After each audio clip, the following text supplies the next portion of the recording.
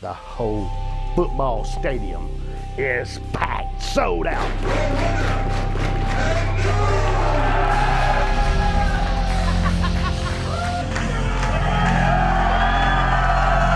Woo! It's coming your way.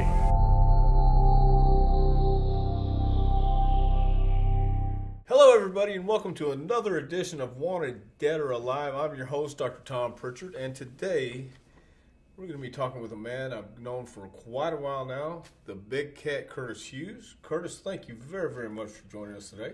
Man, I tell you, it's great to be here, man. Well, it's great having you, as I said before.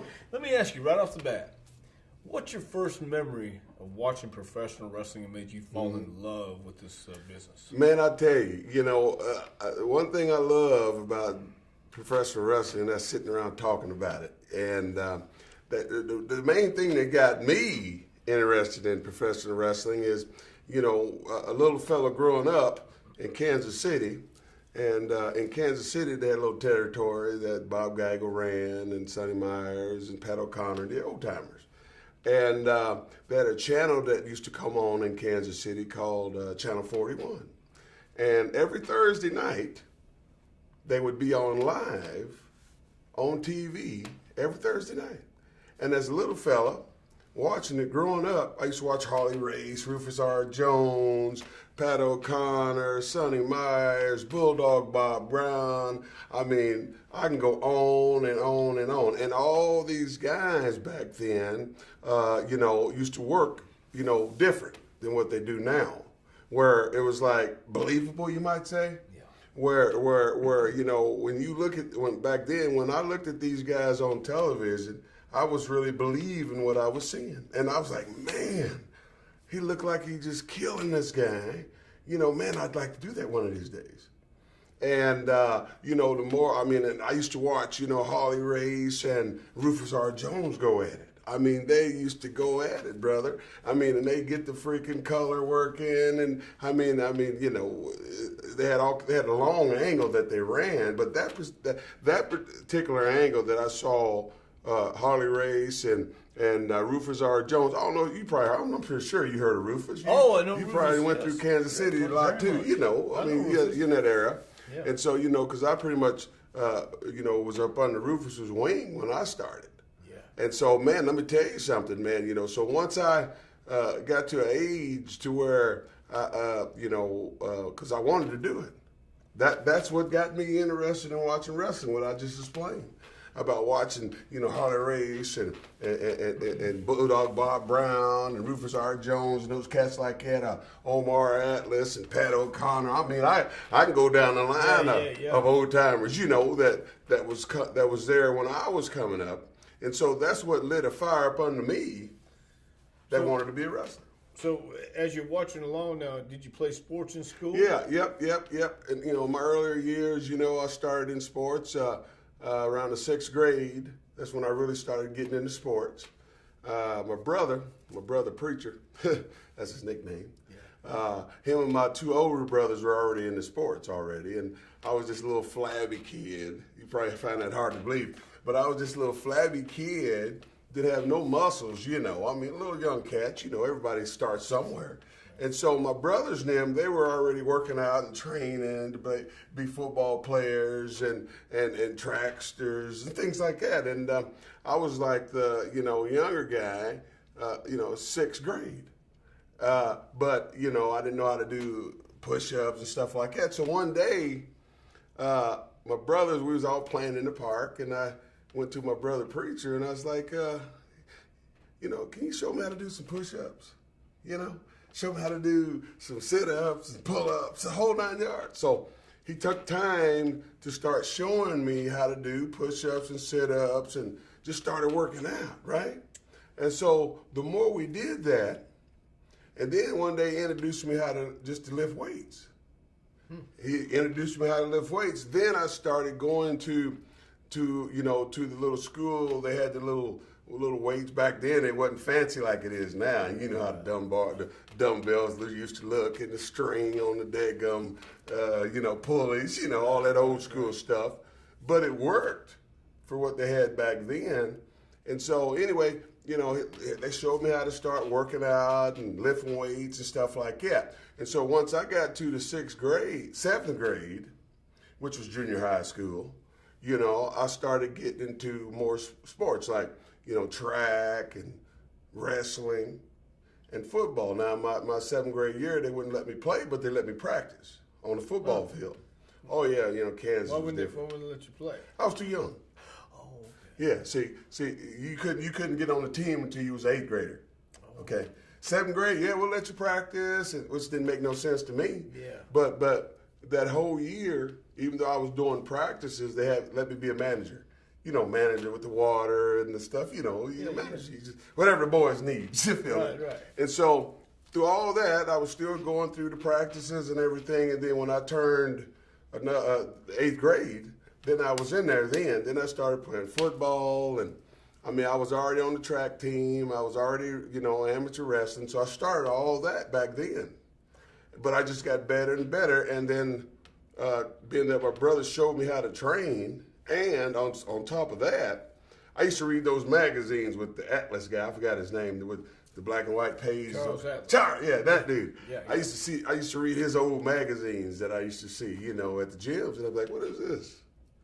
And I used to read that stuff, look at the pictures and all this, and just try to read what the heck he was doing to get in shape and stuff like that. And so, with all that, I just started doing this stuff, working out and hitting the weights, and I noticed that my body started changing, see?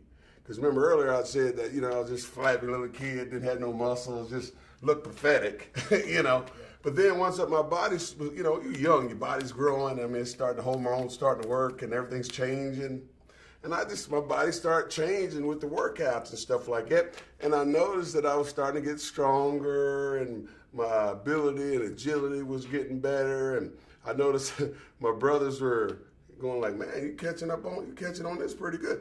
But here's the thing that was different for me is I kept doing it, I didn't get lazy. I just was hungry about it. But in the back of my mind, I wanted to be a wrestler. Even at that early age, man, I tell people this, because I be training people and stuff like that, and I be trying to explain to people, I just didn't just decide to be a wrestler when I was freaking 30 years old. I decided to be a wrestler when I was a little bitty fella.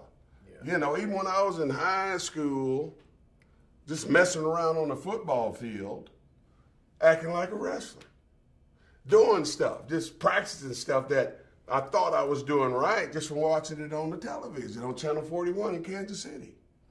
Acting like Harley Race, acting like Rufus R. Jones, the way he used to talk and do his promos, talking about the black-eyed peas and collard greens and barbecue neck bones, stuff like that, talking like he was a country boy, but it was getting over, though. That kind of stuff right there stuck in my mind. And so once I got to the point down the line and got in the game, man, I tell you, and then started working with those guys. Now that is a story all by itself. Yeah. Well, so you're going along, you're lifting weights, you're getting stronger, all the way through high school. You played football, and then you went to college. Right. So did you play football in college? Yes, I did. Now in high school, because I got to say this because I was All-American. Yep. All right. I played 3 sports in high school. I was a 3-sport All-American: wrestling, track, and football. I was highly recruited as a football player. Yeah.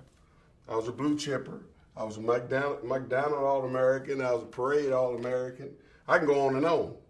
Now, back in them days, if they would have had that Under Armour All-Star game, I would have been in it. Right. Because I played in 2 All-Star games already, which was the Big Brothers All-Star game and the Shrine Bowl. Same thing as the regular Shrine Bowl, where you see on TV, where you got the college Shrine Bowl and you got the high school Shrine Bowl, and they cover everything. They'll fly you to St. Louis to go to the burn hospitals, stuff like that. Yeah. They've been doing it for years, And out of that whole deal, you get your T-shirt, you get the jersey that you play in, and you get a group picture with the team and the whole 9 yards, and they feed you, and you go in the banquet, and the whole 9 yards. And I used to look forward to it. I did it like every year because I was on the All-American team every year. I was that good. And so with that, I got highly recruited, I was recruited by all the major colleges in the freaking country, all of them pretty much. And my grades at the time, you know, I never was ineligible ever. But, you know, my coach that was coaching me said, well, you know, Curtis, you got to keep up on your freaking average. You know, you don't want to go to no junior college. And I was like, junior college? What you talking about? Yeah. He goes, well, if you don't keep your average up to here, you ain't going to be able to go to one of them major colleges. I was like, I don't want to go to no junior college. And so once he told me that, that's when I got it in gear and started studying and taking care of business. Because I did not want to go to no junior college, and I got her done. I made my grades. I ended up going to a major school. Now, I said I was highly recruited. I was a blue chipper the whole 9 yards. Everybody wanted me. I had an opportunity to go any school I want to, and they give you 5 visits. Okay, when you're in high school, you get 5 visits to go to. You pick 5 different major colleges, and I did. I picked Oklahoma, I picked Nebraska, Iowa, K-State, and Kansas. I picked those 5. And I had a good time. And the thing that came to me, I was like, man, I love these other schools, man, and I want to play. I said, if I go to one of these major schools, I want to be able to play my first year. I don't want to be redshirted. You know, I was a big guy.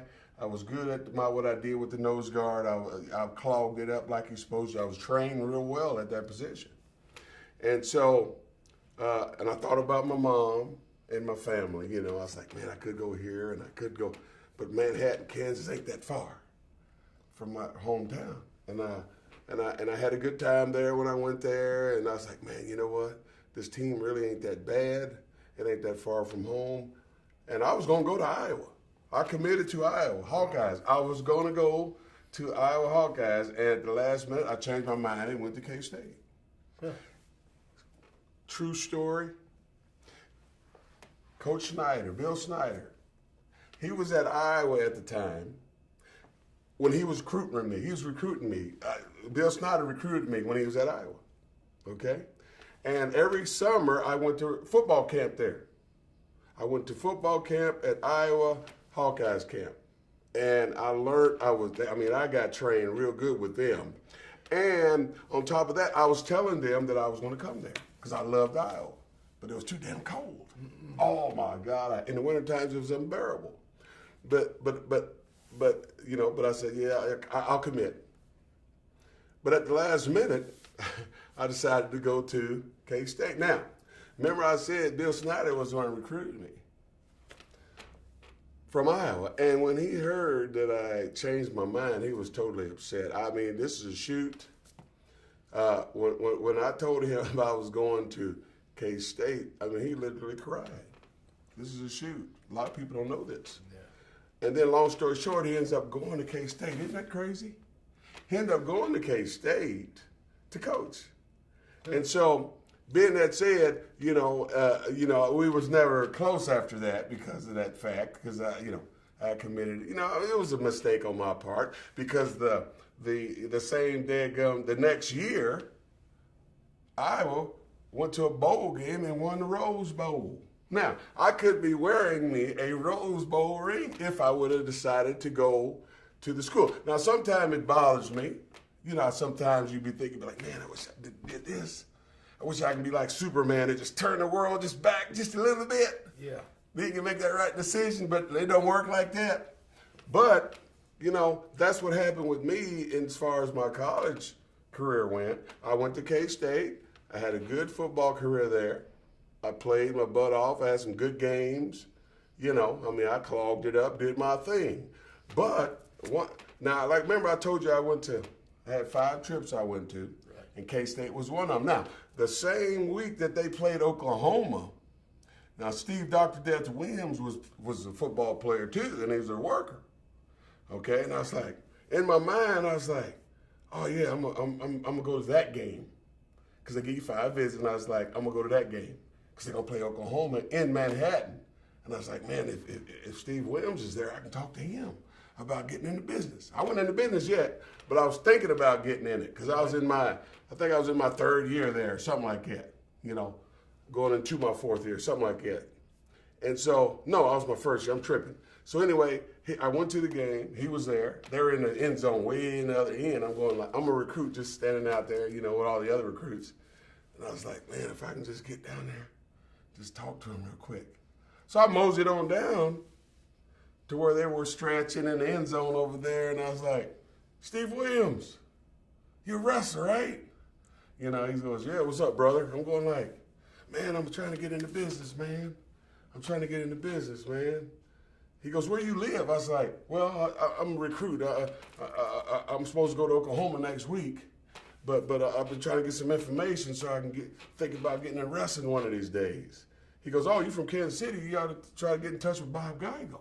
Now, with all that said, the years went by, right? Even that first day, I wasn't even at K-State yet. I was a recruit. But I remembered what he told me, though, because I was like, man, I want to wrestle. I'm from Kansas City. Bob Geigel's in Kansas City. He runs out of Memorial Hall. I used to go, my dad and my brothers them used to go there to watch it. I used to watch it on TV. All right? I mean, it's weird how things fall into place. I did my football career, right? And before I got done with my football career, my college days, I already knew I wanted to be a wrestler. So I went ahead and ordered my gear. I ordered my boots, my tights from K&H. Yep, K&H. That's where I got it from. Yeah. I got that information. Who did I get that? I can't remember who I got that information from, but I found it from some other wrestler. I can't remember exactly where. I don't know if I got it from going to Memorial Hall and marking out, because I just stand by the way. You've been to Memorial Hall, ain't you? Yes. Yeah. You know how you come up that ramp out the dressing room there, and you got the stage and all that. I used to stand over there a lot and just marked out, Yeah. And I used to try to talk to Rufus and Holly Race and all them, just try to get some info, But I was a big, good-looking kid, so they didn't kayfabe me that much. You know what I'm saying? And Bob Geigel knew who I was because he followed my athletic career, being I was from Kansas City. And he was checking me out because I was thinking about going to Iowa, see? So I didn't know this at the time, but once I got in touch with Bob Geigel, he goes, I already know who you are. Because I had called, I don't know what happened, man, but I got in touch with Geigel some kind of way. Because I remember they had the 910 pin address. Right. You remember that old address, 910 pin? Yes. And they had a phone number, and I called him one day. I already had ordered my gear. I said, yo, my name is Curtis Hughes, and I really want to be a wrestler, and I got your number from whoever. Can't remember who it was, because it's been so long ago. Right. And I was like, I was trying to see, about who I need who I need to talk to get in the business. He goes, how you doing, Curtis Hughes? I know you. He called me my whole name. I know who you are, Curtis Hughes. I'm going like, I'm freaking out going, oh, you do? He goes, oh, yeah, you're a great athlete. You're a great football player. You're a great athlete. You almost went to Iowa. I wish you would have went to Iowa, though. He goes, I'll be glad to help you, right? And he goes, where do you live? I was like, well, I live right down the street from Memorial Hall, Freeman. He goes, I'll tell you what. You come up to the Memorial Hall, because that's where we trained at. You come up to Memorial Hall on such a date, and bring some stuff with you so you can do some stuff. Well, I didn't know at the time that we was going to start that day. Right. I thought he just wanted to talk to me, because I was like, man, I know I'm going to have to pay something. This ain't going to be no freebie. I know I'm going to have to, I didn't have no money. I'm fresh out of college. I ain't even, I ain't got no bread. And so, anyway, because this is all after the college thing was over, right? And I'm coming to Kansas City, and I'm trying to go learn how to be a wrestler, and I got in touch with him, and I called him and set the thing up. So anyway, long story short, I go to Memorial Hall the day he told us. And I went in there, and I didn't have a clue. I didn't know if, I was like, is anybody else going to be here or what's going on? Because he didn't really tell me it was going to be a training session. So anyway, I get there early, anticipating what's going to happen. I didn't want to be late. Didn't want to mess up my first they, didn't get no wrong impressions there. You know how it works. Yep. And so nobody's there yet. But then, I see Bob Geiger pull up, Sonny Myers pulls in, Bulldog Bob Brown, Mike George pulls in. I'm going, what the hell's going on? Right? I'm saying, I'm looking at all these freaking stars I used to watch, and I'm freaking out. Right? And so finally they get out and they go into the front because it was a side door. You've been in Memorial Hall, you know how you go to the side door, all the boys went in? Yep. Well, they went to the front so you can come and unlock the back door. I didn't know that's what they were doing at the time. So anyway, they finally come to the door, and the guy goes like, hey, Curtis Hughes, how you doing? I'm going like, how the hell you know that's me? I ain't met him yet, So he says, come on in, and I went in, and the ring's already set up. And so he says, yeah, we're sitting there talking, and he goes, I tell you what, you're a good-looking athlete, and because at that time, the older guys are getting ready to just weaning them on out because they're getting too old now, and times are changing, right. The way guys are working has changed, and so forth and so on. He goes, I tell you what, just come in here this day, and we're gonna train you, we're gonna get you started. And I was like, well, how much is it gonna cost me? He goes, don't worry about that right now. Don't worry about that right now. So basically what he was doing, because he had a couple other guys show up, other young guys show up too. Right. A guy named Big Steve Ray and T.C. Carter and a few other people. And so, long story short, I got trained without paying. I got blessed to get trained by one of the respectable old timers in the business that used to be the booker. Everybody, Bob Geigel and Sonny, those guys. Sonny used to ref a lot. Of course, he was a worker too. Right. But Geigel used to book gigs. You know that he used to bring guys in and just put big shows on. Outside of Gus Karras, because I don't know if you heard of Gus Karras. Oh, I know Gus Karras. Yeah, because he used to run Kansas City territory. See, we talking old school, and some people probably don't have a clue who the hell I'm talking about. No, but they will. A lot of people will. Okay, good. But I was around that era of people coming up. So when I watch wrestling today, okay, and say if we got a room full of young people, and I'm watching this and I'm going, my God, that's terrible. What did they do that for? Yeah. And they're freaking loving it, right? Yeah. But here's the deal. They don't have a clue of what real working is. I tell people that all the time. Hey, yeah, things change in the wrestling business, but it's old school that got it to this point. In my opinion, yep. Old school was what got us to this point today. Because I tell people, if you don't keep old school alive, man, ain't nobody gonna be there to watch you wrestle. And I believe that to the core of my soul, man. And so that's the reason why I teach that way. It's embedded in my freaking soul, man, just from being taught by Bob Geigel. And Sonny, man, this is how you sell something. How damn it like I tell people, you can work this finger right here, you can have a match just working this finger if you do it right. Most guys are so in a big hurry, right, to do stuff because they get impatient, thinking the fans ain't gonna, catch on to what they're doing, they're gonna and go to sleep. Well, hot damn, you can't, you know this, you can't always be doing stuff all the time. Right. You got to work something. And like I've been doing, I didn't see shows that were to where I was so pathetic with it. I'm going like, who's the heel? Who's the baby face? You understand? Yes. So that's what I want to get entertained like that. If I go to a wrestling gig, it's just like for me from day one of watching wrestling. I want to be entertained like that. I don't care if it's 2017, man. You can't just get in there flip-flop with no psychology. And a lot of people work like that. Excuse me, let me rephrase that. Do stuff like that in the ring. Yes. And it drives me crazy. Now, somebody asks you opinion. Hey, man, you think you can watch my match? Right? I tell people this. If you don't want no hard criticism, you don't want to ask me. Because I'm going to tell you the truth. I'm not going to lie to you. Oh, yeah, man, you were awesome, brother. Keep it up. Yeah. And then you go out there and do the same damn thing and you don't get a job. What are you going to say? Well, so-and-so said I was doing pretty good. Mm-hmm. You know, they fall for all that stupid, foolish garbage, man. You know? So with all that said, Bob Geigel, man, Lord rest his soul, man, and Rufus R. Jones and Holly Race and freaking Mike Joe. I mean, I can go on and on.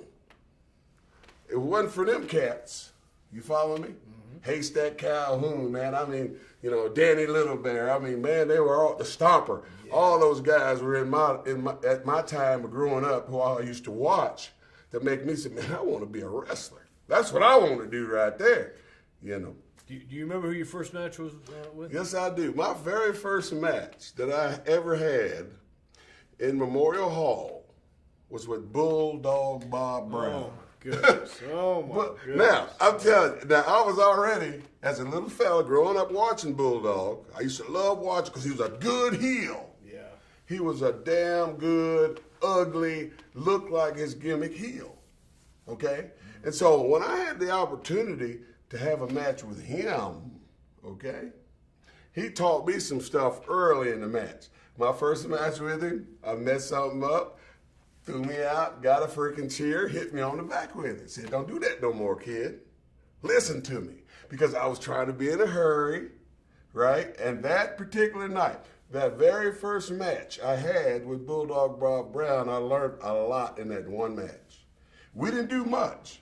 I was way bigger than him. I looked better than him. It didn't matter.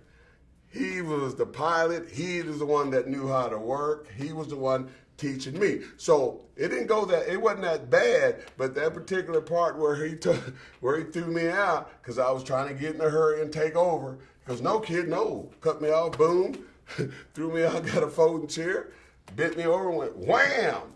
He worked it, but he taught me a freaking very important lesson to listen. You ain't the star, I'm the star. And that day, everything else fell into place, Yeah, very cool. Everything. So did you work the Kansas City territory for a little while? Yeah, right. Yep. I worked the Kansas City territory for about a year. Yeah. I worked the Kansas City territory for about a year. We traveled a little loop in Kansas City, Missouri, Kansas City, Kansas, all over. Learned what I needed to learn. Yeah. And then when Geigel felt that I was there, he called Vern up in Minnesota. Vern Gagne, the Gagnes, AWA, you heard of them. Yeah. Called him up and told him about me, and they saw the tapings that we did, and Gagne just fell in love with me because he saw I was doing drop kicks as a big guy and taking big back bumps and stuff like that, just playing the part. And so one day Geigel called me and said, yeah, I got a gig for you up in Minnesota with AWA, your first TV taping. I was like, excuse me? Say that again? I thought I was hearing things. Right. He goes, yeah, I got your first TV gig up there. When you get up there, look for Greg or Vern. Either one, preferably Vern, because he was the boss, No, it was Greg, wasn't it? It was I get it. Vern was the daddy. Yes. Greg was the son. So he said, look up Vern. I looked up Vern. Nice guy, nice man. How you doing, sir? Mr. Geigel told me to, want to introduce myself when I got here. How you doing, Curtis? I got some great stuff for you planned, brother. Great to have you. Okay. So anyway. I get me go in the dressing room. I get my gear ready, get my stuff on, because I start, like I said, I remember I told you I had ordered my gear before I even got in the business. Right. Had me some red patent leather boots, some red tights, knee pad, had all the armor, and I was ready to rock and roll. And so I'm sitting there, and Sergeant Slaughter, he was there. I've been knowing Sarge forever. He was there at the time in the territory. Even Big Yoko, Lord rest his soul, he was there. Rodney, he was there. Who else was there? I can't think of it right now, but there was a lot of other guys that were there. Hank, the Texas Hangman, was there. A whole bunch of other names. But anyway, my match, it was my first TV taping match, because I remember it was a tag match. It was with the Texas Hangman. And It was one of the Texas hangmen. Because they were a tag, but I was working one of the boys, the tag guys. And they were supposed to get my hand raised, you know. And I tell you, it was the most nerve-wracking experience. I remember walking out there, place was packed. I'm shivering like, you know, if my kidneys was just a little weaker, my bladder was a little weaker, I would have pissed on myself, brother. Right. So finally, man, I'm walking down, but they wanted me to do the shuck and jive thing like Rufus R. Jones. You know, do the dance like Junkyard, do this, you know, shucking and jiving thing. You know, you can look at some of that old stuff that comes on ESPN Classics. When I get out there and I'm dancing to the music, you know, and doing the shucking and jiving thing like that. Get up on the rope and do the sabadal like Rufus and freaking Junkyard Dog used to do. And that's what they wanted me to do. I didn't have a clue about, you know, what the hell the gimmick was. They just said, go out there and we want you to dance like Rufus and JYD. I said, okay. So as soon as they hit the music, I'm coming out there. Man, the place went crazy. Anyway, I get in the ring, and I'm getting ready to hook up with the guy. And the ref comes over to me. He goes, puts his hand out, goes to shake my hand, and he goes, welcome to the big leagues, kid. I'll never forget that for the rest of my life, because after that situation, my career started going this way, you know? Yeah. So I did my little deal. I did a lot of shows with ESPN, because they used to come on at 3 in the afternoon, prime time, 3 o'clock in the afternoon on ESPN. And so one day, out of the blue, I get a call from Atlanta. WCW calls. Now, I think I had worked with AWA for about a year. I wasn't making a whole ton of money. Of course not. You know. So anyway, WCW calls, and it's Jody. It's Jody Hamilton. He calls me. You know, he goes, yeah, you know, this is Jody up at WCW, and I'm calling for Ole. Ole saw you. He likes he likes the way you look, and blah blah blah blah blah. And at that time, my finish was a torture rack. I didn't notice at the time though, but Lex had the same finish. And so I used to watch Lex, man. I mean, when I was coming in up as a trainer wrestler or whatever, and WCW was on TV, you know, and with the Crockett's and all that, I used to watch that stuff. They used to push the hell out of Luger. And I was like, man, that's a big old dude, man. How damn he look good. I didn't notice at the time though, but here I get a call a few years later from Jody. Said, hey man, we like what we see, blase, blase, we want to do some business. How much you charge us to come on down and work an angle with Luger? I didn't know what to tell him. Yeah. So I'm beating around the bush like, well, I'm waiting for him to say a number. You see, I didn't want to sell myself too short. You feel me? Right. So I'm sitting there going, I'll give. He goes, how about if we give you $300 a month, $300 a night? I was like, okay. Yeah. That was a freaking no-brainer. Going from working from nothing to $300 a night, you bet. He goes, all right, here's what we're going to do. We're going to get your flight information all worked out, sabada. Next thing you know, they get my flight to me and all this and that and the other. I tell my mom, hey, I'm going to Atlanta to do this deal with WCW. I don't know what's going to come of it, but I'm going. They called. Finally, I get, a day comes, I get on the plane, I come down to Atlanta. At the time, what the hell's his name? Magnum. Yes. Magnum was in the office. So when I get in town, now I'm talking to Magnum now. So Magnum's telling me, all right, Curtis, this is what they want you to do, blase, blase. We need you to come to center stage and, do Sabada, whatever. But I didn't realize at the time that they was going to put me to work that fast. So I get to center stage.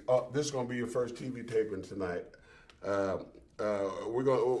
What kind of name? What is your name going to be? I was like, well, I've been using Curtis the Cat. I've been using the Curtis the Cat in the AWA. How about we're going to call you Big Cat? How's that? I said, okay. That's fine with me. I don't give a damn. All right, Big Cat, we'll call you. All right, big, ladies and gentlemen from Kansas City, Big Cat. I had the furry gimmick on and the red boots and the whole 9 yards. And I did my thing for a while as Big Cat. Me and Luger, they put us together going around the country doing torture rack matches. Now, mind you, I said earlier about I used to watch Luger. Right. And so when they told me that I was going to have to wrestle this man in torture rack matches, I'm going like, what the wake up, man. Hot damn it. You're sleeping here, Yeah. And that right there, when I tell people, man, you ain't seen no amazing things in your career until you go through stuff like that. Right. Or walk out in front of 100,000 people, man. Yeah. Or go to the garden, man. Yeah. I mean, because I never thought in a million years that I'd be over in Tokyo Dome. Right. I mean, because when WCW was hooked up with New Japan or whatever, they used to go over to Japan and they used to do shows at the Tokyo Dome. And my first gig over there in Japan was with El Gigante. You heard of him, big old 7-foot guy. He ain't with us no more. But my first match was over there with him as Big Cat, right? I mean, I had to put him over, but hot damn. Yeah. I'm walking down this long aisle. You've been in the Tokyo Dome. Yes, sir. I'm going like, holy mother pearl. Uh-huh. I have arrived. You know what I mean? Yeah. And man, I tell you people, until you sign a contract, something that you've been wanting, so you can survive for a little while, instead of just a nightly gimmick, like they used to do off the gate gimmick, Yes. Man, when them contracts came into play, brother, it changed some stuff. It did change some stuff. Changed a lot of things, because I can remember the days when I was in WCW, I mean WWEF, and they had an A team and a B team. You were there. Yeah.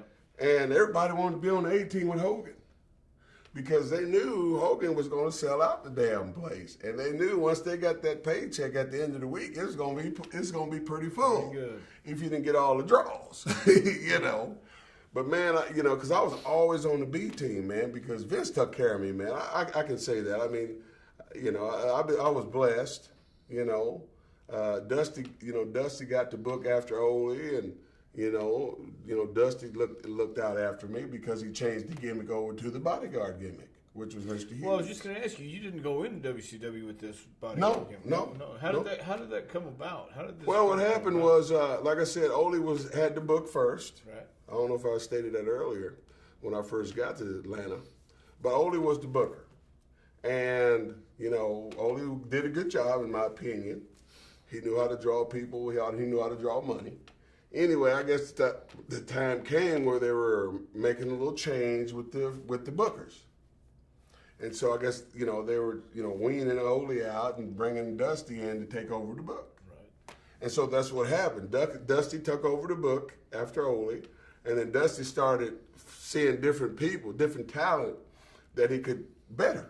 Like even freaking the guy that played the Little Richard gimmick. What the hell's his name? Oh, Mark Merrill. Yeah, Mark Merrill. Yeah. Because Mark used to be a jizzobber, see, and so he took Mark and turned him to a star with the freaking Johnny B. Bad gimmick.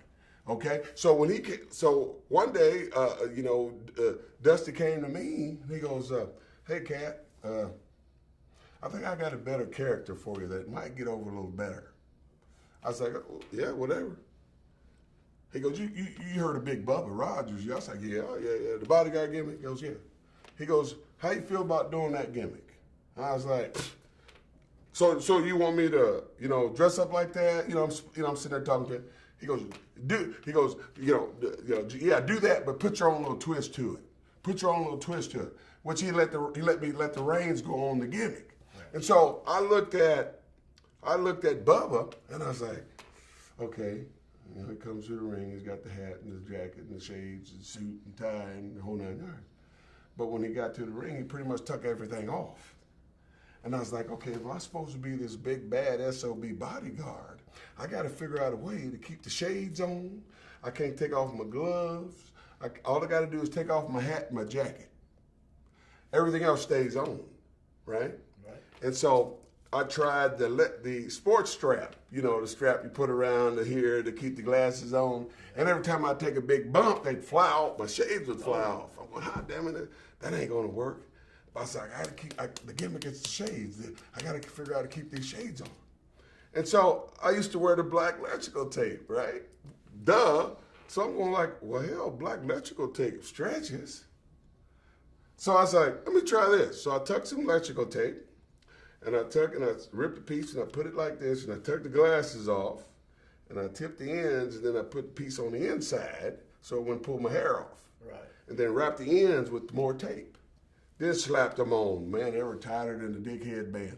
And every time I took a bump, they would not come off. And that was the trick. Now, I used to sweat like a Hebrew slave, okay? I used to sweat like crazy up there in that ring, brother, because I was weighing over 300. Yes, yes. And I had all them clothes on. And my freaking glasses used to fog up, and I couldn't see nothing, right? So I'm going like, how in the hell am I going to fix this problem? Yeah. And I said, something went off in my head, ding, ding, ding, defogger. Because I used to put defogger on my windshield, on my car. And I was like, well, let me try some of this defogger I got in the trunk. So I got a little bit out, put it on a napkin, and rubbed it on the glasses, right? Had a match, went in there, put them on, had a match. They did not fog up at all. So that was the trick of keeping my glass. The tape was the trick of keeping the glasses on, the electrical tape. And the defogger kept me from going blind in there because I couldn't see a couple of times. Because I remember I was choking Luger one day and I couldn't see a damn thing. I was looking up under my shades like this because I couldn't see. Because I was going to hit the rope, tell them to hit the rope, move, nut shot, boom. Man, I said, man, I can't even see. I should do something else. But I did it anyway because people would pop on it, 20,000-seater people. Right. So I hit the rope, he moves at the last second, nut shot, the place went nuts, right? But after that night, that's when I freaking put the gimmick over my freaking glasses, and I could see from there on point on out. But that's how I had did the shades gimmick and the gimmick that this Mr. Hughes gimmick. That's all Dusty, man. Very, very cool. Very cool. Besides Luger and WCW, who else did you have a big angle with? Yep. Well, I left WCW because Luger was the biggest one I had to angle with. Okay. And then after I left WCW, I ended up going to WWF in '93. How did you get that call? Who called you to go to WWF? All right, well, what happened was, when I was in WCW, I used to party like a rock star. Yeah. Everybody Who did. didn't? Yeah. And so, I did, drugs, cocaine, drink and stuff like that. And so, at one time in my life, I was like, man, I got to stop this stuff. I'm trying to go to WWF. And so, people talk, stooges, the whole 9 yards, and the word got out, Mr. Hughes does this and Mr. Hughes does that. He does, he's this and he does that, blah, blah, blah. And so it got to Vince that I did drugs and it was overboard and stuff like that. Just stooging, people stooging. And so I called WWF one day to try to get a job. Called JJ. No, I'm not interested right now. Because JJ was straight up with me. That's why I respect the man. He was like, yeah, Curtis, man, we like you, man, but they hear you have a drug problem. They were shooting straight with me. I'm glad they did. Right. And I was like, oh, damn. Yeah. But I was already getting cleaned up anyway because I was serious as a heart attack. You know what I'm saying? And so I stopped doing it, everything. I mean, I wasn't hooked on anything. I was just partying because I had the money. Yeah. And so I stopped everything. I started working out, getting in shape. So I had to prove myself to Vince. He told me this. He goes, if you prove yourself that you're good and clean, we'll do some business. And I was like, oh, man, he gave me that opportunity. And I was like, boom, I did it, And I showed him, and then I worked on it and worked on it. And then one day, I'm over here in Puerto Rico working an angle with Carlos Colon and Abdullah the Butcher, bleeding and everything. Pretty shirts getting all red and everything. I hated it with a passion. I love going to Puerto Rico. I just hated working with bleeders. You know how that works. Yeah. And one day, Sarge called me. Because he was Asian at the time. And I get to the room. I didn't notice at the time, but I get to the room. My lights on my red light on the messages thing phone is flashing. Well, who the hell is this? Who knows me? And freaking maybe it's Carlos calling me, telling me to be ready by such and such for my ride. Right? Didn't think nothing of it. So I hit the button, and yeah, I had a message. Yeah, hang on just a second. And then it patched me through so I can do the message gimmick, right? And I noticed it was, yeah, this Sarge, from WWF, and Vince is interested in doing some business with you. Give me a call back. Oh, I was like, my heart's going. I had to stand up and walk around for a minute to cool down before I made the call. So I finally called him back, and he answered the phone. Like, yeah, how you doing, Sarge? This Curtis. I got your message. I'm in Puerto Rico. He goes, how long are you gonna be over there? I was like, well, I'll be leaving tomorrow because I'm done. It was a Saturday when he called me, and I was like, I'm done. I'm leaving in the morning. He goes, we're going to be in Augusta, Georgia, on such a day. Vince won't take a look at you. Bring your stuff with you. Come on down to Augusta. Told me what arena was, such time and everything. And I was like, oh, Lord. Yeah. So I said, yes, sir, I'll be there. Thank you very much for the call. Boom. Man, I jumped up and praised the Lord you wouldn't believe. So anyway, that day came, and I went there, got dressed, met Vince, talked to Jay, talked to everybody. Right. And they said, all right, this is what, we want you to go out there and help. We got an enhancement guy for you. Go out there and do your thing. Now, this is my first time in WWF, so I'm like a newborn baby in the freaking pen. I didn't know who to trust. You know what I'm saying? Oh man. So I'm going like, oh, damn it, man. I need to ask a question, but I don't know who to ask. So I just took a chance on it. Went in the back and asked a couple random guys. Hey man, this is my first gig, and what I need to do out there to get a job. They go, well, if I was you, I'd go out there and sell and bump for the guy and stuff like that. I'm going like, now wait a minute now. I was trained by Bob Guy. Yeah, okay. He always told me to protect yourself now. I ain't no damn fool. So that went through here and here. I'm going like, these guys ain't being honest with me. So anyway, long story short, I thought about it and I was like, wait a minute. Okay, they brought me in for a tryout here. They want to look at me and see what I can do. Because they want me to work in my gimmick, see. This is what I was working. So apparently they want me to get over as Mr. Hughes. Right. Not just some jabroni.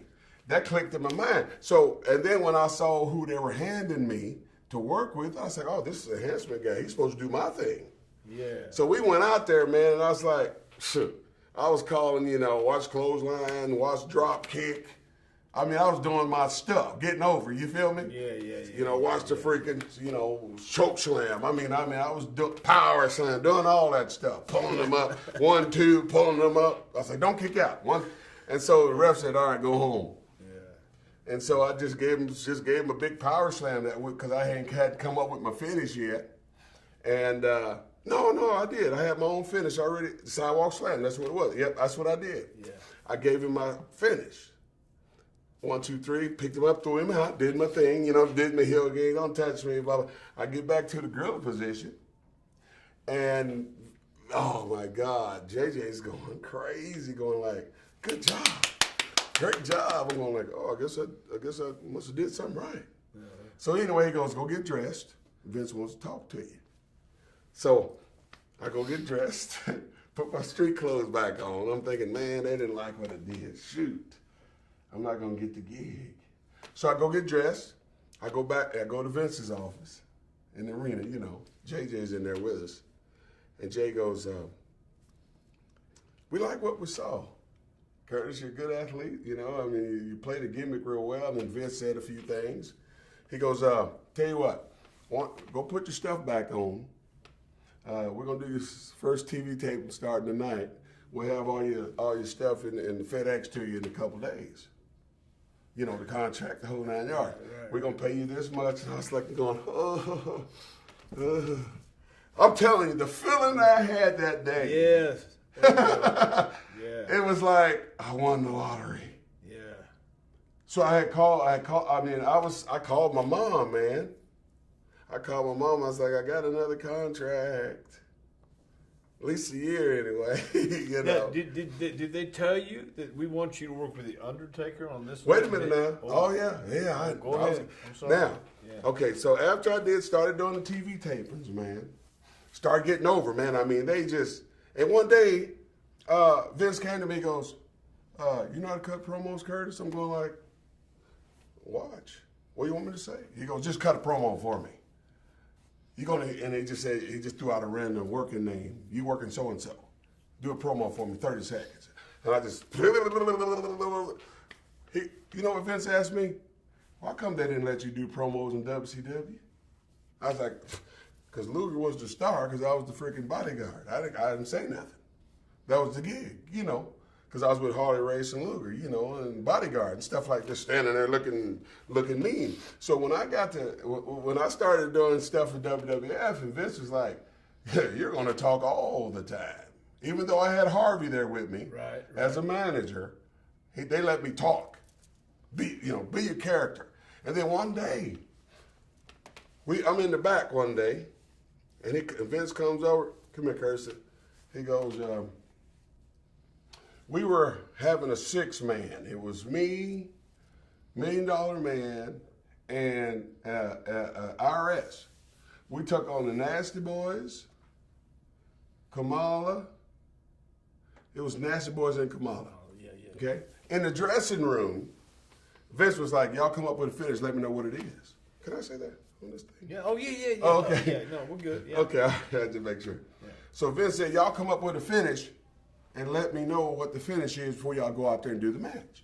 So we're all talking in the back, blase, you know, habada, habasabada. All right, so we're going to take it on you, Curtis. Hey, no problem with me. So anyway, Vince comes in. Hey, Vince, we got the finish. All right, what is it? Yeah, you know, we're going to do the sabada, whatever, and we're going to put it on Curtis. Vince says, no. I got plans for him. You have to put it on somebody else. All right, no problem, boss. So it's like, all right, Kamala, you know, we're going to put it on you, brother. I didn't know that at the time. Yeah. And then the next TV we did, Vince was like, all right, let me talk to you for a second. He goes, you know that Undertaker's my top guy here. And he goes, there's a lot of guys in line for him, but I like your gimmick. I love the way you work. I love your character.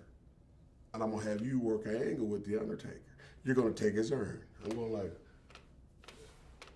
and you're going to leave them both laying in the ring. I'm going like, no, this going to be damn real. There's going to be some balloons and firecrackers going off here in a second. You know what I'm saying? Yeah. He goes, no, it's not a shoot. This is a shoot. You're going to beat him up, take his urn. Nobody's ever did that. He goes, I believe you guys can have a good angle. I believe you guys can have some good matches. He goes, here's what's going to happen. You're going to take his urn. You're going to beat him down with it. You're going to leave him and Paul Bearer in the smack dab on TV now. It's TV. It's online. Yes.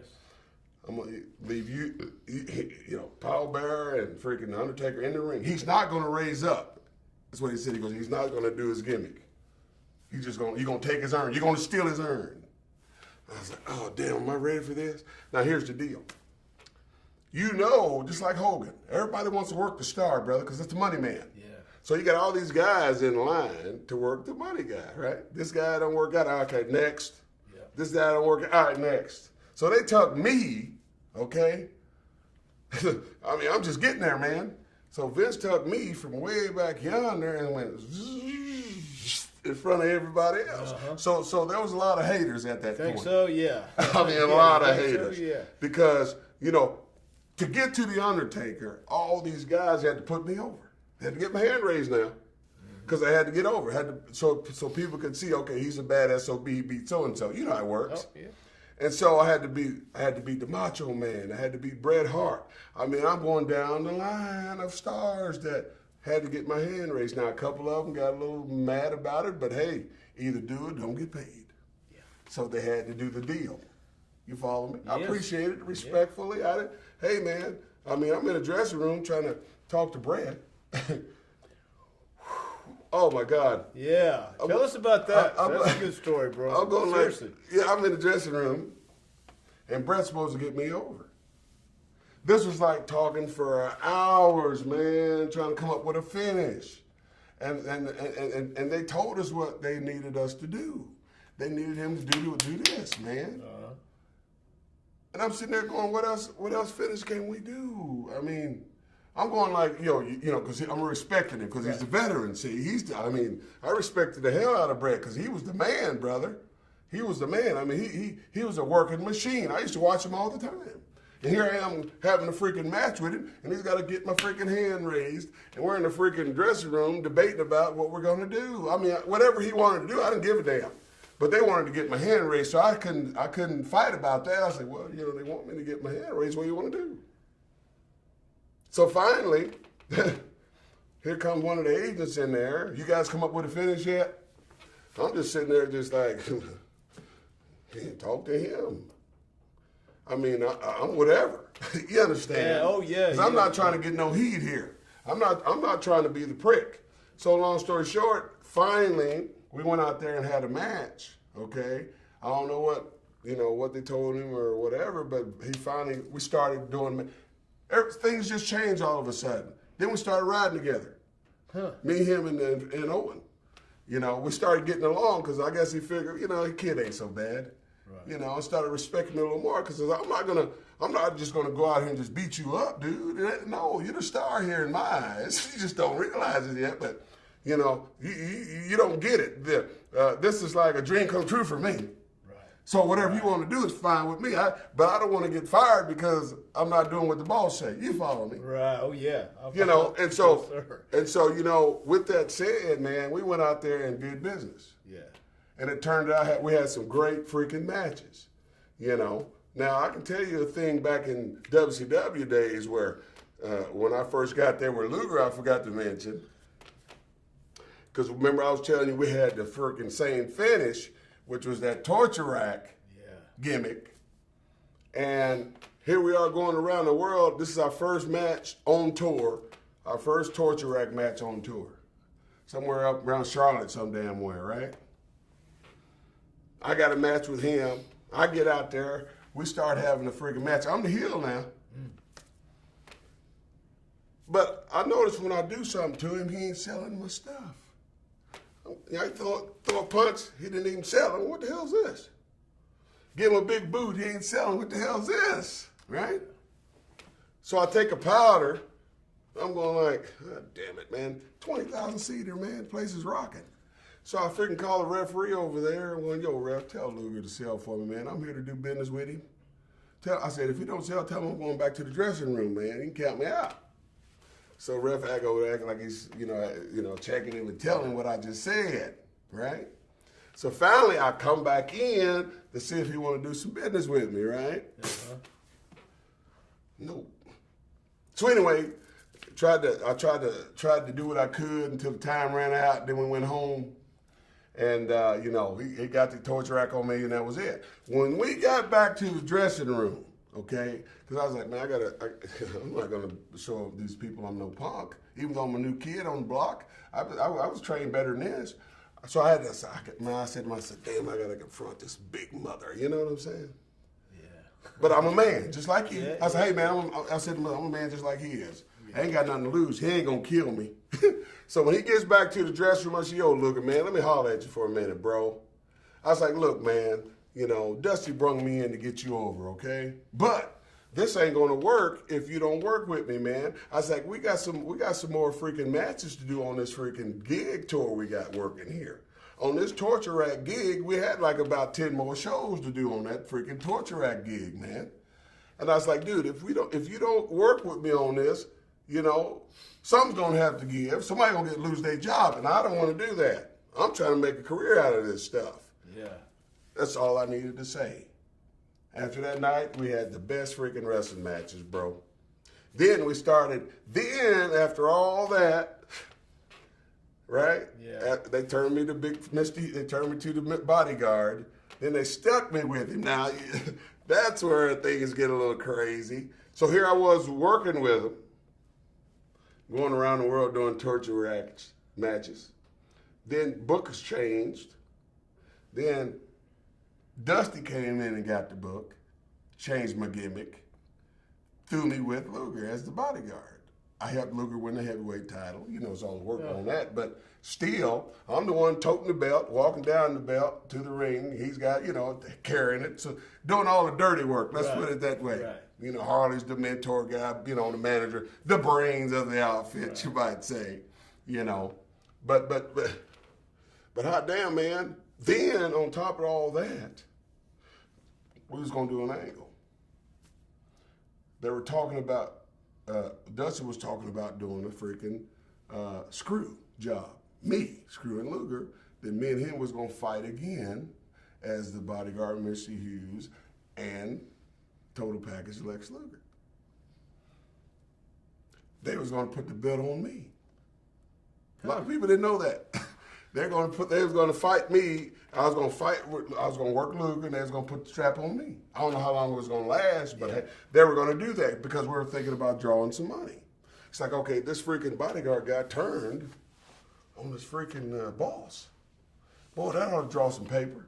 Now, that's how I'm telling you, that's how brilliant Dusty was. Dusty was one of the most brilliant. He's like Vince up here when it comes to wrestling, brother. Yeah. I mean, I don't give a damn what people say. Yeah. You can say all the bad things you want about the man, but hot damn it, he knew wrestling. Yeah, he did. He helped my career. Like I tell his son all the time, man, when I see him around, his son Cody, I was like, you know, one for your dad, my career wouldn't have went this way, brother. Yeah. I mean, it would have just was flat, you see. Yeah.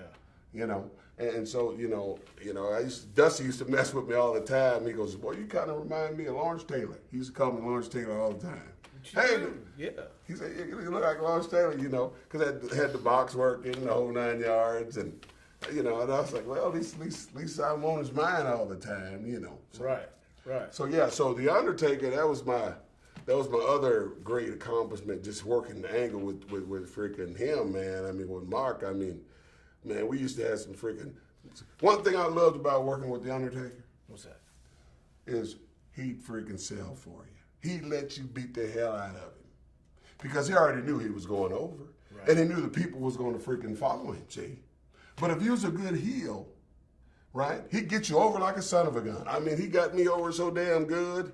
I couldn't believe some of the stuff he did for me in that damn ring. I was like, he called something. I said, you want me to do that? He called somebody. I said to myself, you really want me to do that?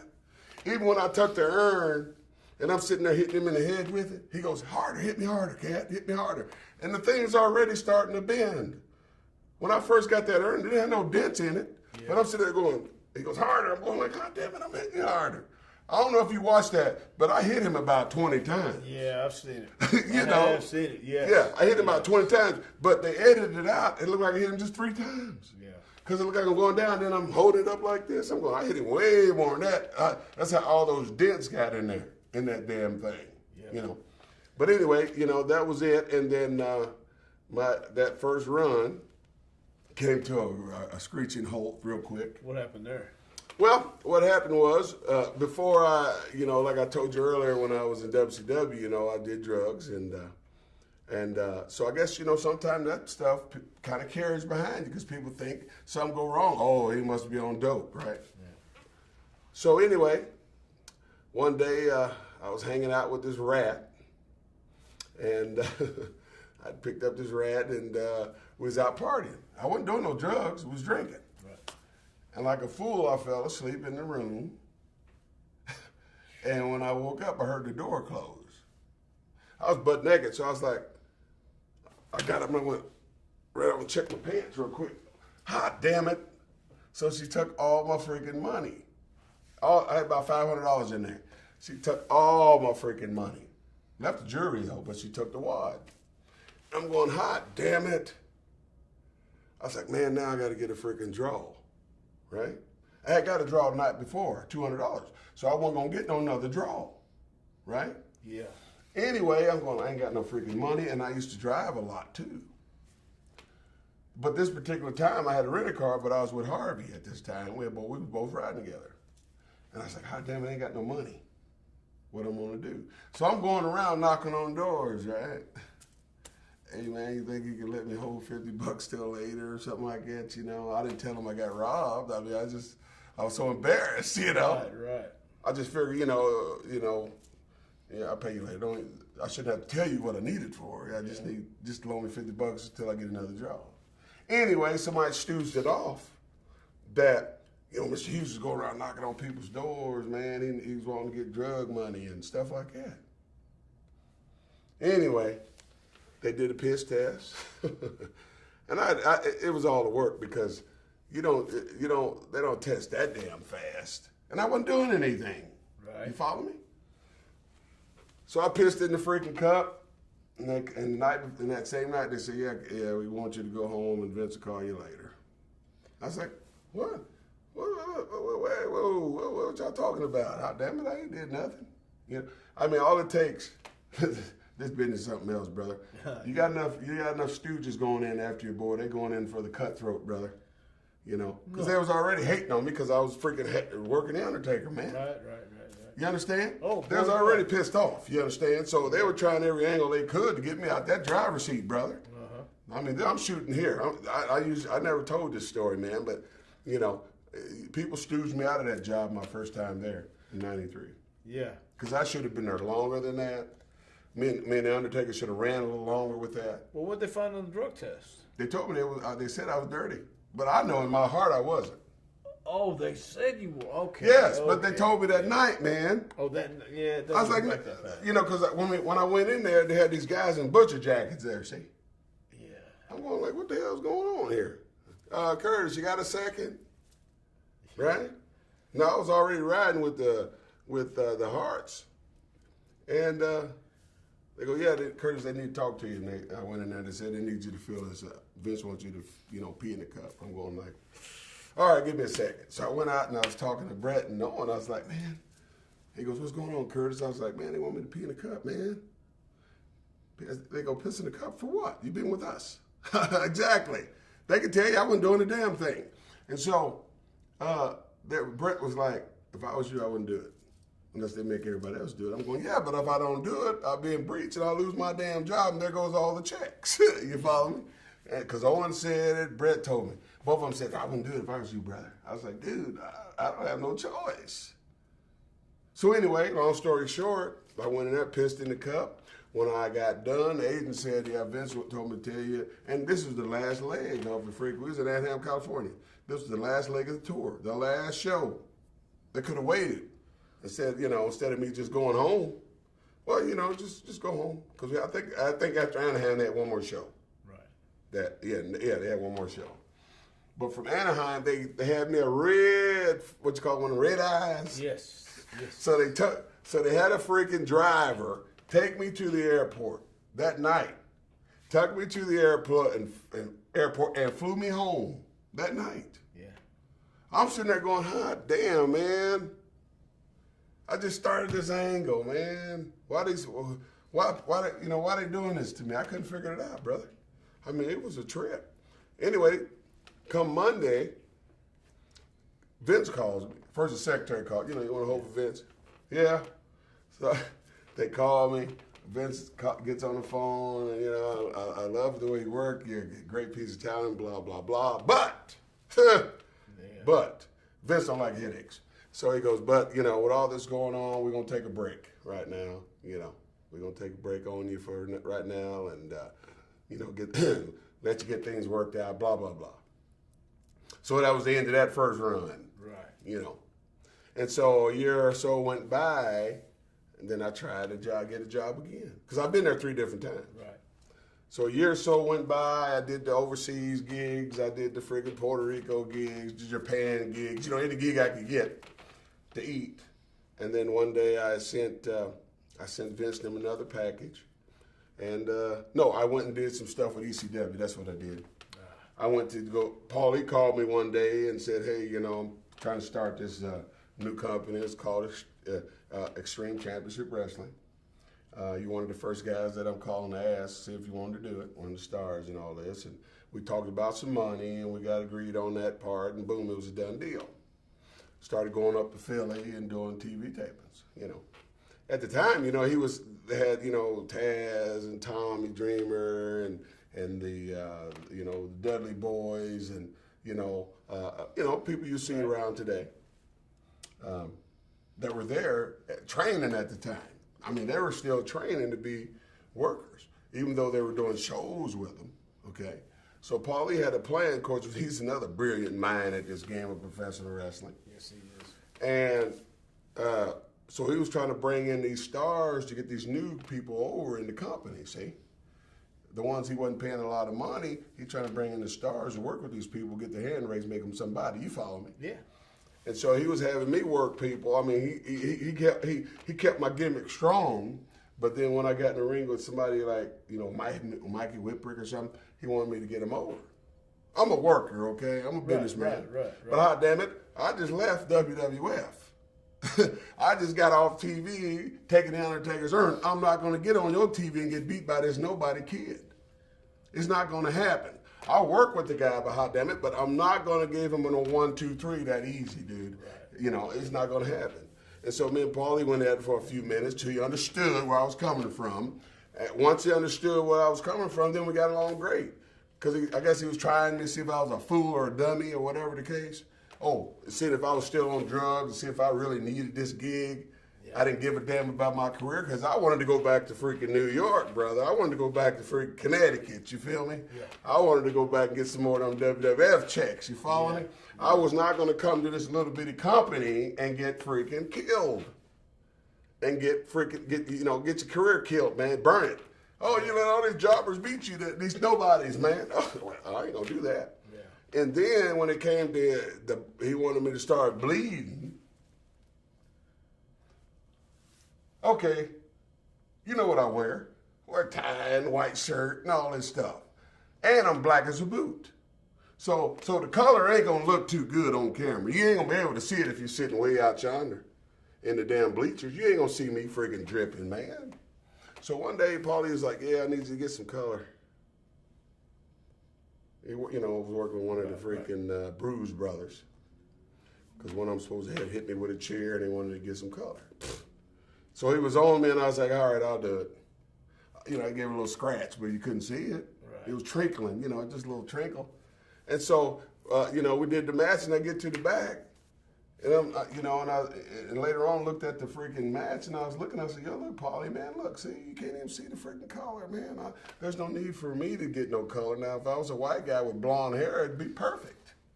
It'd get over because folks can see it from way back yonder. You know what I mean? Uh-huh. I mean, and then all of a sudden, things started changing a little bit as far as what they were doing. They were starting doing some crazy stuff, see? Yeah. I was like, oh, no, I ain't going through no glass, man. Oh, no, I ain't going to let you hit me with no damn fluorescent light. You got your damn mind? Oh, no, I'm not falling off no damn building. Now, most of those freaking guys that did all that stuff, half of them are crippled now, see? Uh-huh. And when they wanted me to start falling through tables and all that, it was time for me to go, brother. Yeah. My days at ECW were done. Thank you for the opportunity, brother. God bless you. Peace. Yeah. So after you left ECW, what happened? Where'd you go? Well, like I said, after that I did tours and stuff like that. Yeah. And then eventually I went back to WWF. Okay. Yeah. And what happened the second run? Well, second run they stuck me with Triple H. So I guess Vincent was looking for somewhere to put me with the gimmick. And so they came to me, so I was like, one day I said, me and Vince was talking, and I was like, so, this prior to TV taping, and I was like, so what do you want me to do? What do you want me to be? You want me to do the same gimmick, the bodyguard gimmick?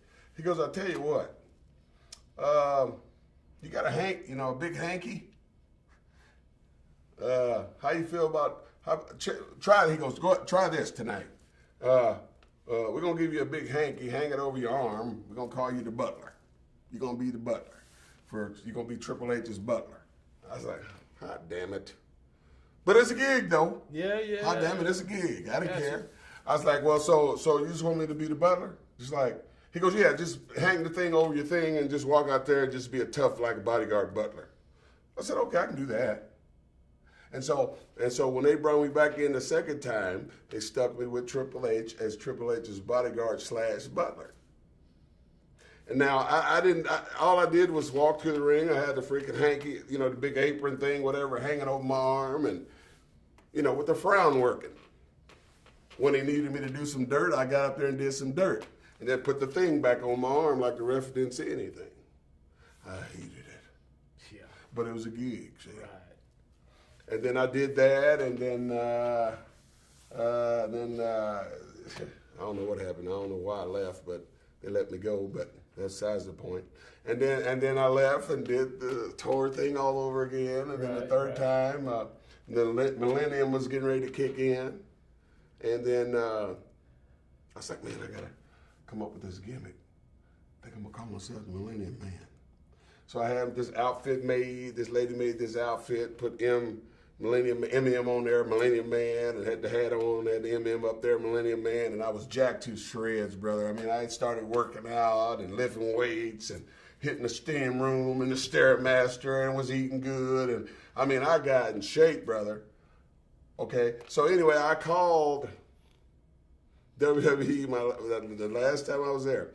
I called him, I sent him the freaking Millennium Man package, your brother. He calls me back. He goes, yeah, Curtis, we got the package, man, you look great. First thing he asked me was, you ain't on the juice, are you? This is a shoot. I asked him, he'll tell you. It's like, yeah, are you on the sauce? I was like, bro, I'm not on anything. I'm clean as a church freaking whore, man. You understand? I'm not on anything. I mean, just imagine you seeing me and I've been 300 something pounds. Right? And all of a sudden you saw me again and you see veins and freaking muscles sticking up everywhere, right? So right off the bat, this guy looked like he owned something. Mm-hmm. Anyway, they said, all right, this is what we need you to do. Tom was like, this is what we need you to do. Bruce, this is what we need you to do. We need you to go get a physical, get a piss test, drug test, and send it to us. All right, I did all that, sent it to them. They didn't buy it, so they flew me to Connecticut. That's when I saw you that day, remember? Yeah. So they flew me to Connecticut. I took a piss test, drug test, physical, whole 9 yards. They realized everything was straight, and they hired me that day. That time I was up there, because I was there 4 days, because I came to train and did with the Posse Boys, remember? Yeah. And he was telling me, they pick it up pace just a little bit, the old school stuff, slow methodical is good, but you need to put it in freaking second, third gear, Right. But I was like, oh, okay, I got you. And so anyway, and then I got the gig. But, because I was like, man, I hope they use that Millennium Man gimmick. Come to find out, I was like, well, what are we gonna do? You want to use the same gimmick, or we're gonna put you with Jericho. You're gonna be Jericho's bodyguard. Hey, it's a gig, brother. And so I was like, so y'all want me to still do the bodyguard gimmick, right? They go, yeah, but but we're gonna stick you with Jericho. So one day I was like, yo, Jericho, man, where you get them shirts at, brother? Because I was like, I'm your bodyguard, so I want to kind of look like you a little bit. He goes, here, you can have this shirt, that silver one they used to wear. So he gave me that one. And I was like, I went to the seamstress down there, the ladies at the sewing machines. I said, yeah, you think you can cut the sleeves off and take this up for me because I can show my guns and everything? So they cut the sleeves off and got me right and got all greased up and pumped up and walked out there, and everybody was like, who in the hell is this big old black guy? They didn't know it was me yet until they started talking. It's like, damn, that's Curtis Hughes. No, they ain't that same guy. Because everybody thought I was on freaking juice, and I wasn't. I was clean, brother. Yeah.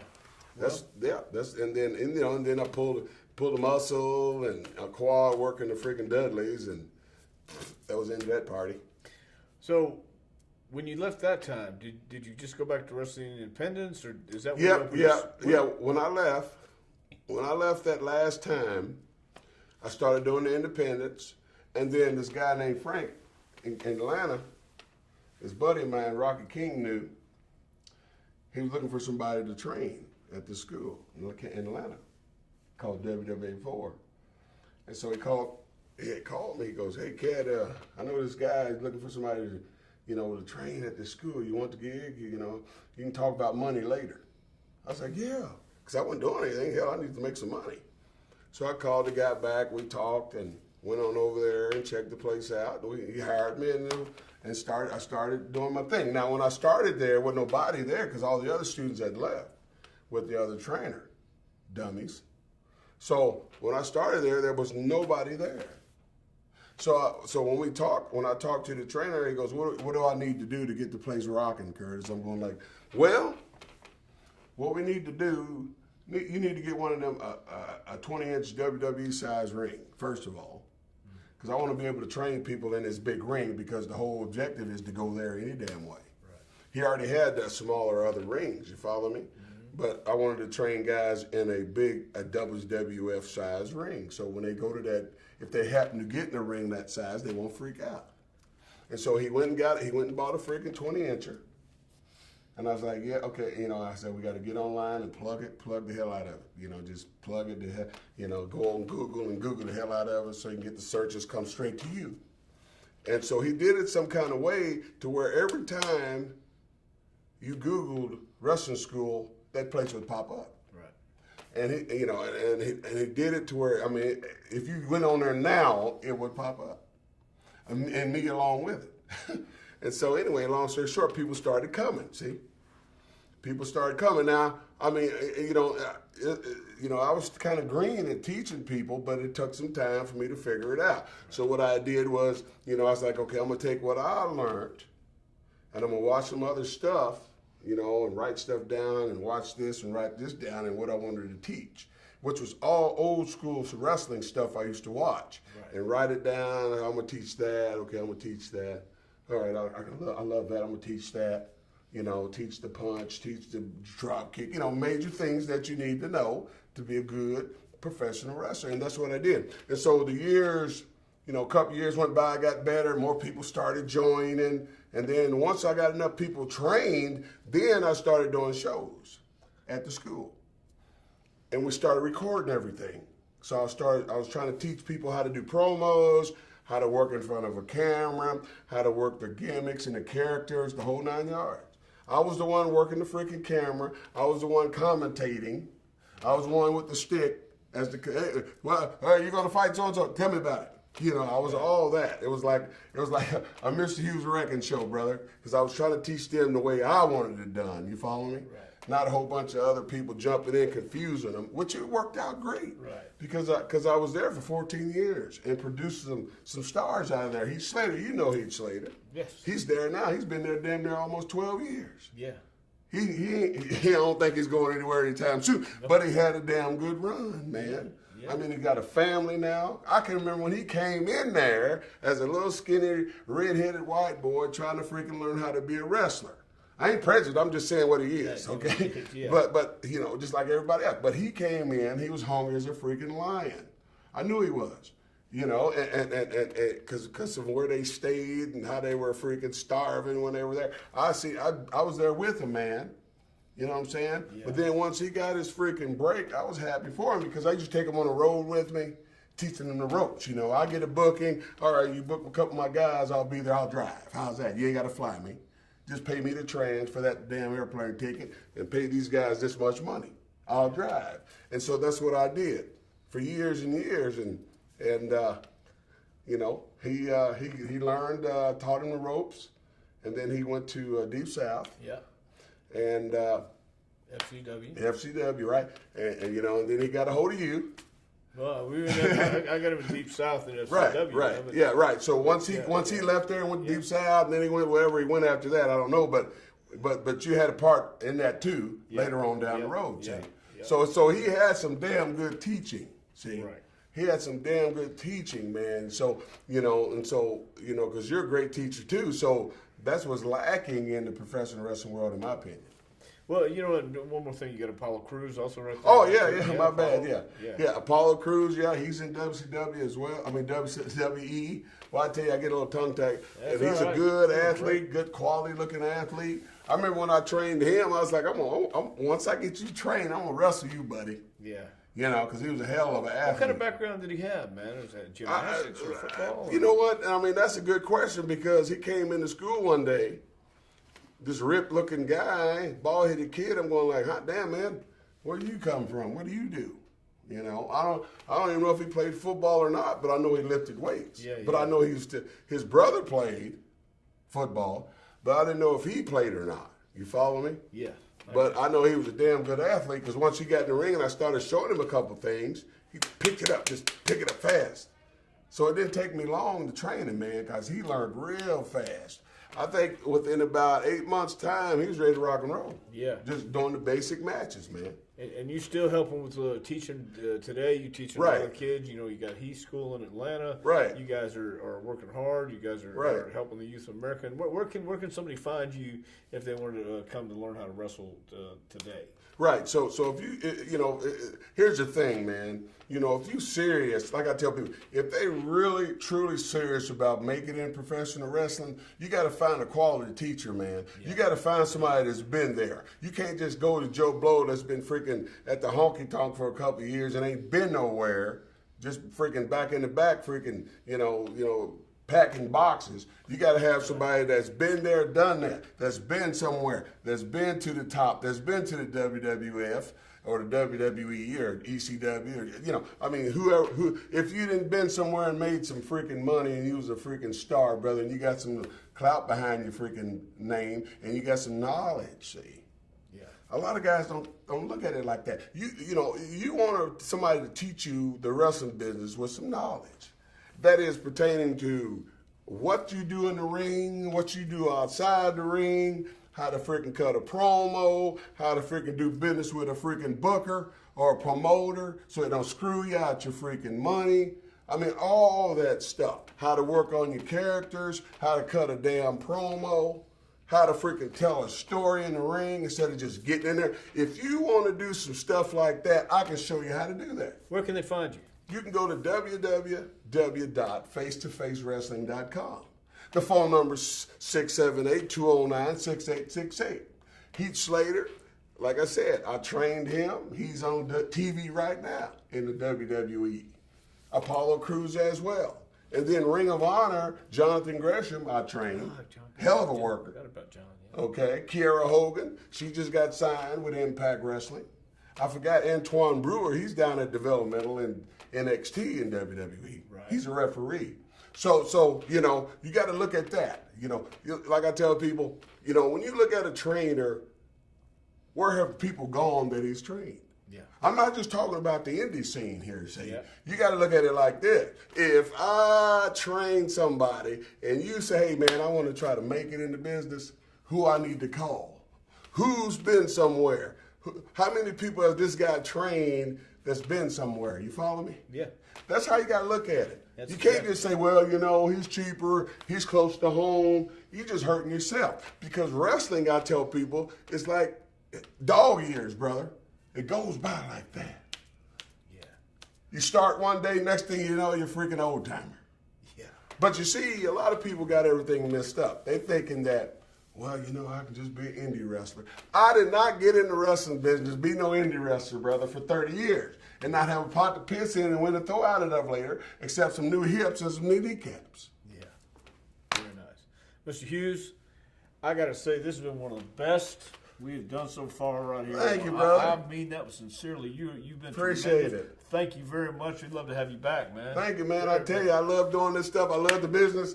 I love talking about professional wrestling, folks. Like I said, you want to be a professional wrestler, go to FaceToFaceWrestling.com or 678-209-6868. Thank you very much for watching Wanted Dead or Alive. We'll see you next time. Thank you.